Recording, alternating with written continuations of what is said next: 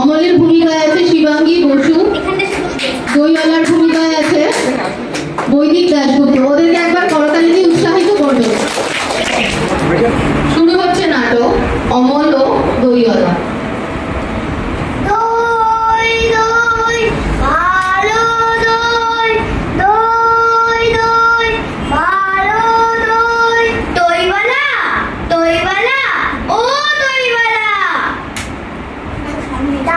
কেন দই কিনবে?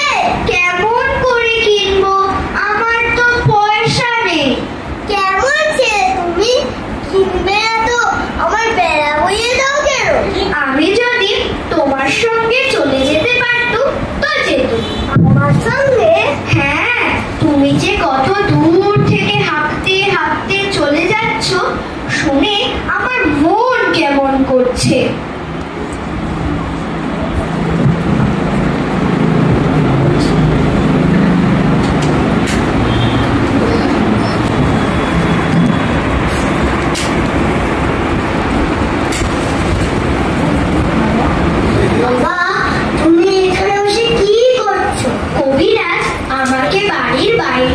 বেরোতে বারণ করেছে, তাই আমি সারাদিন এখানেই বসে থাকি।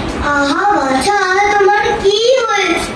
আমি জানি নে, আমি তো কিছু করিনি, তাই আমি জানি নে আমার কি হয়েছে। দইওয়ালা, তুমি কোথা থেকে আসছো? আমাদের গ্রাম থেকে আসছি। তোমাদের গ্রাম? অনেক দূরে তোমাদের গ্রাম? আমাদের গ্রাম সেই পাঁচমুড়া পাহাড়ের তলায় শ্যামলী নদীর ধারে। পাঁচমুড়া পাহাড়, শ্যামলী নদী, কি জানি, হয়তো তোমাদের গ্রাম দেখেছি, কবে সে আমার মনে পড়ে না। তুমি দেখেছো পাহাড় তলায় কোনোদিন গিয়েছিলে নাকি? না না, কোনোদিন যাইনি, কিন্তু আমার মনে হয় যেন আমি দেখেছি।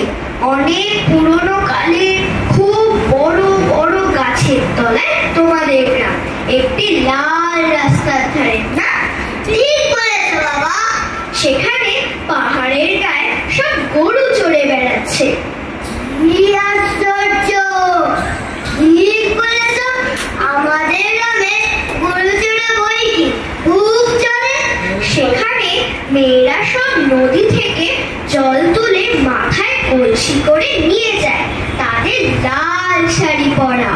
বাবা, ঠিক কথা, আমাদের সব গোয়ালাপাড়ার মেয়েরা নদী থেকে জল তুলে তো নিয়ে যায়, তবে কি না তাদের যে সবার লাল শাড়ি পরে তা।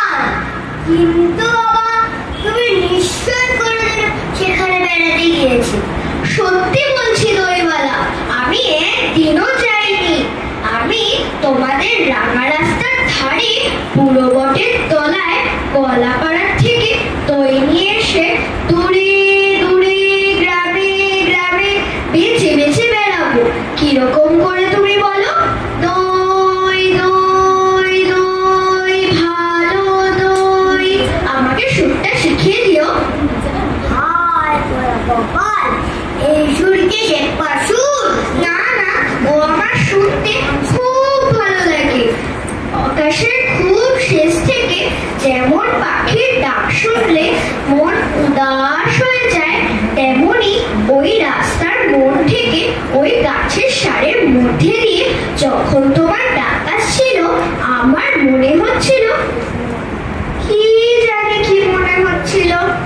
বাবা, একবার দই তুমি খাও। আমার তো পয়সা নেই। না না, পয়সার কথা বলো না, তুমি আমার দই খেলে আমি খুব খুশি হব। তোমার কি অনেক দেরি হয়ে গেল? না না, আমার কিচ্ছু দেরি হয়নি বাবা, আমার কোনো লোকসান হয়নি। মিস্ত্রির বড় সুখ তোমার থেকেই শিখে নিবি।